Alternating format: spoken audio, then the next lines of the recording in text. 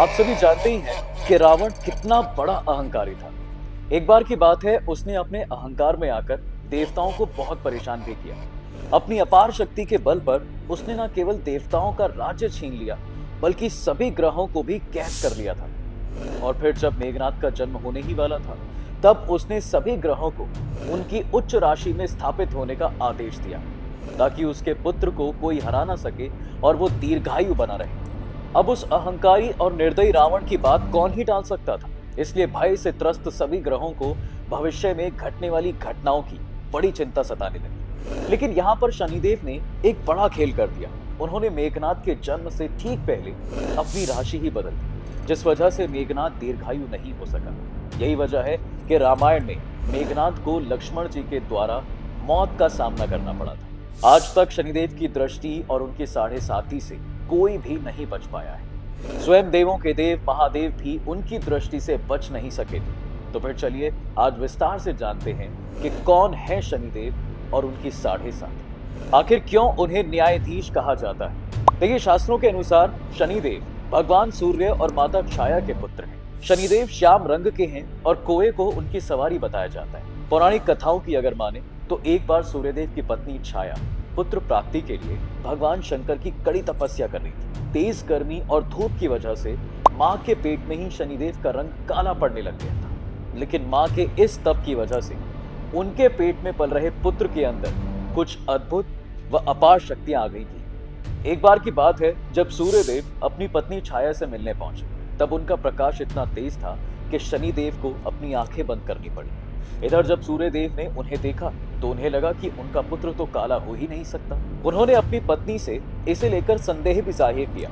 अपने पिता का ये व्यवहार देखकर शनिदेव के मन में उन्हें लेकर बहुत क्रोध उत्पन्न हुआ। इसके बाद उन्होंने भगवान शिव की कठोर तपस्या की। उनकी तपस्या से जब भगवान शिव ने प्रसन्न होकर उन्हें वर मांगने को कहा, तो शनिदेव ने कहा कि हे भगवान, मेरे पिता सूर्य ने अपनी शक्तियों के अहंकार में आकर मेरी माता का अनादर किया है, उनका अपमान किया है।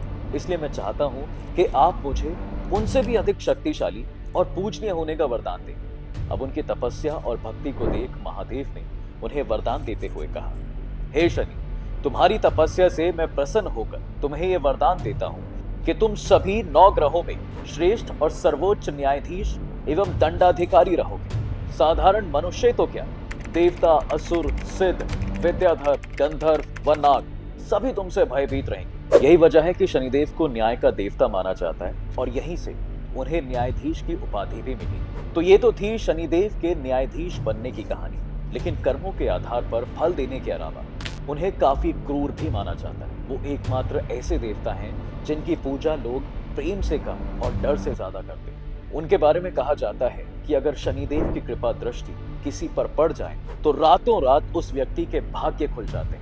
वहीं अगर उनकी अशुभ दृष्टि किसी पर पड़ जाए तो उस व्यक्ति को राजा से रंक बनने में भी समय नहीं लगता। लेकिन शुरू से ऐसा नहीं था। शनिदेव की दृष्टि हमेशा से इतनी घातक नहीं थी। इसके पीछे भी पौराणिक ग्रंथों में एक कहानी बताई जाती है। दरअसल ऐसा एक श्राप की वजह से हुआ था और यह श्राप उन्हें किसी और ने नहीं बल्कि स्वयं उनकी पत्नी ने ही दिया था। चलिए जानते हैं इसके पीछे की कहानी क्या थी। देखिए, पौराणिक कथाओं के अनुसार शनिदेव श्री कृष्ण के बहुत बड़े भक्त थे। वो बचपन से ही श्री कृष्ण की भक्ति में लीन रहते थे। जब वो युवावस्था में पहुंचे तब उनके पिता ने उनकी शादी चित्ररथ की बेटी से करा दी। एक बार की बात है, जब शनिदेव की पत्नी पुत्र प्राप्ति की इच्छा से उनके पास पहुंची तो उन्होंने देखा कि भाई शनिदेव जो है कृष्ण भक्ति में लीन है। शनिदेव उस वक्त दरअसल बाहरी दुनिया से पूरी तरह से कट चुके थे। ऐसे में उनकी पत्नी वहीं बैठकर उनका ध्यान खत्म होने का इंतजार करने लगी। अब इंतजार करते करते तब जब काफी समय गुजर गया और इससे उनकी पत्नी काफी थक भी गई, जिसके बाद उन्होंने क्रोध में आकर शनिदेव को यह श्राप दिया कि उनकी निगाहें जिस पर भी पड़ेंगी वो नष्ट हो जाएगा। ध्यान टूटने के बाद शनिदेव ने अपनी पत्नी को खूब मनाया और श्राप वापस लेने का आग्रह किया। शनिदेव के आग्रह करने के बाद उनकी पत्नी को अपनी भूल का एहसास हुआ, लेकिन इस श्राप को वापसी लेने की शक्ति उनमें नहीं थी। और तभी से कहा जाता है कि शनिदेव की दृष्टि जिस पर पड़ती है उसके लिए भारी विपत्ति आ जाती है। यही वजह है कि शनिदेव और उनकी साढ़े साथी से लोग हमेशा ही डरे रहते हैं। एस्ट्रोलॉजी में भी शनि ग्रह का काफी ज्यादा महत्व बताया जाता है। शनि की साढ़े साथी सभी राशियों से होकर गुजरती है। इसके अलावा शनि सभी ग्रहों में सबसे धीमी गति से चलने वाले ग्रह हैं, इसलिए उनका प्रभाव जिन जिन राशि वालों के ऊपर होता है उसका असर लंबे समय तक देखने को मिलता है।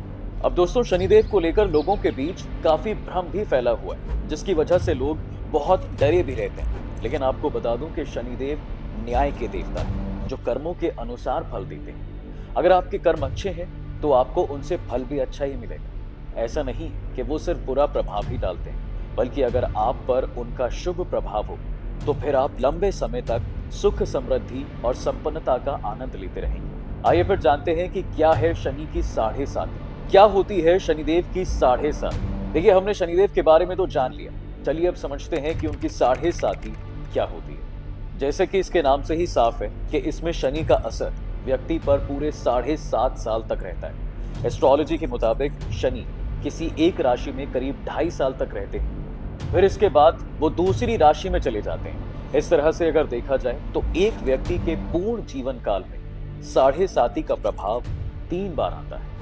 अब अगर व्यक्ति एक एवरेज उम्र भी जीता है तो भी कम से कम व्यक्ति को 2 बार शनि की साढ़े साती से गुजरना ही पड़ेगा। अब ये तो आपको पता ही होगा कि ज्योतिष के अनुसार कुल 12 राशियां होती हैं और शनि एक राशि में 2.5 वर्षों तक रहने के बाद दूसरी राशि में प्रवेश करते हैं। इस तरह से एक बार अगर किसी राशि पर साढ़े साती आती है तो दोबारा 30 वर्षों के बाद ही लगती है। साढ़े साती के चरण। देखिए, साढ़े साती के भी कुछ चरण यानी स्टेजेस होते हैं। किसी भी राशि पर साढ़े साती 3 चरणों से होकर गुजरती है। साढ़े साती के पहले चरण को शुरुआती साढ़े साती कहा जाता है। दूसरे चरण की साढ़े साती को चरम काल वाली साढ़े साती कहते हैं और तीसरे चरण की साढ़े साती को उतरती हुई साढ़े साती कहा जाता है। साढ़े साती का पहला चरण बहुत ही कष्टकारी माना जाता है। कहा जाता है कि जब शनिदेव राशि परिवर्तन करते समय किसी व्यक्ति के जन्म राशि से पहले वाली राशि में जाते हैं तो इसे साढ़े साती का पहला चरण कहते हैं। इसमें शनि का शुरुआती प्रभाव दिखना शुरू हो जाता है। वहीं जब किसी व्यक्ति की राशि में शनिदेव आ जाते हैं तो इसे साढ़े साती का दूसरा चरण कहा जाता है। इसे चरम काल वाली साढ़े साती भी कहा जाता है, क्योंकि इस चरण में शनि का प्रभाव बहुत प्रमुखता से दिखाई पड़ता है। इसके बाद जब शनिदेव किसी व्यक्ति की जन्म राशि से निकलकर अगली वाली राशि में पहुंच जाते हैं तो इसे साढ़े साती का आखिरी चरण कहते हैं। इसमें धीरे धीरे शनि का प्रभाव कम होता चला जाता है। तो दोस्तों, ये थी शनिदेव और उनकी साढ़े साती को लेकर कुछ अहम जानकारी। लेकिन जाने से पहले आपको बताते चलते हैं कि शनिदेव और महादेव से जुड़ी वो पौराणिक कहानी, जब शनिदेव के प्रभाव से महादेव भी नहीं बच सके थे, जब महादेव पर पड़ी शनि की वक्र दृष्टि। देखिए, ग्रंथों में शनिदेव की वक्र दृष्टि को लेकर एक बहुत ही लोकप्रिय कथा का उल्लेख किया गया है, जिस कथा के अनुसार एक बार शनिदेव अपने आराध्य भोलेनाथ के दर्शन करने कैलाश पहुंच चुके थे। उन्होंने पहले तो महादेव को प्रणाम कर उनसे आशीर्वाद लिया और फिर बड़ी ही विनम्रता से उन्हें बताया कि कल आपकी राशि में मेरी वक्र दृष्टि पड़ने वाली है। इस पर महादेव चकित हुए और पूछा कि भाई, कितने समय के लिए शनिदेव की दृष्टि उनकी राशि में रहेगी। इस पर शनिदेव ने उन्हें बताया कि कल शाम तक उन पर यह दृष्टि बनी रहेगी। शनिदेव की बात सुनकर महादेव उनकी कुदृष्टि से बचने का उपाय सोचने लगे और अगले दिन वो पृथ्वी पर आ गए। अब इस दौरान उन्होंने शनिदेव की कुदृष्टि से बचने के लिए हाथी का रूप ले लिया और इधर उधर भटकने लगे।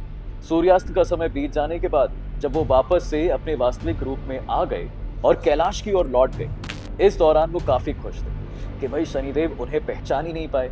लेकिन जब वो कैलाश पर पहुंचे तो उन्होंने पाया कि वहां शनिदेव पहले से ही मौजूद थे। उन्हें देखकर भोलेनाथ ने कहा कि शनिदेव, आपकी दृष्टि का मुझ पर तो कोई असर ही नहीं हुआ, आप तो मुझे पहचान भी नहीं पाए। इतने में शनिदेव ने मुस्कुराते हुए बोला, मैं आपसे क्षमा चाहता हूँ महादेव, लेकिन मेरी वक्र दृष्टि की वजह से ही आपको देव योनि से पशु योनि में आकर पृथ्वी पर इतने समय तक वास करना पड़ा। शनिदेव की ये बात सुनकर महादेव मुस्कुराए और उन्हें आशीर्वाद दिया।